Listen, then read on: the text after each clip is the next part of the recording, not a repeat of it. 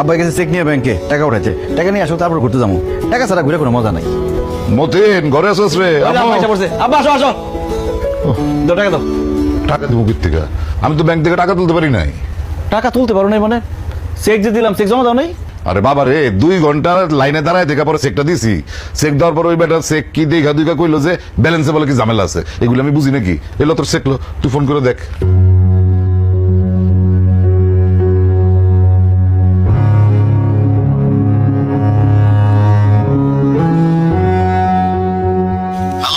Hello, আসসালামু আলাইকুম manager সাহেব, আমি আব্দুল মতিন। ওই আমার আব্বার একটা 50,000 টাকার চেক দিয়ে পাঠাইছিলাম, টাকাটা দিলেন না যে? আপনার আব্বারে 50,000 টাকা চেক দিয়ে পাঠাইছেন, আপনার অ্যাকাউন্টে আছে মাত্র 10,000 টাকা। আমরা কিভাবে ওনাকে টাকা দিব বলেন? কি বলেন ম্যানেজার সাহেব? জি মতিন ভাই, আপনার অ্যাকাউন্টে ব্যালেন্স আছে আর মাত্র 10,000 টাকা।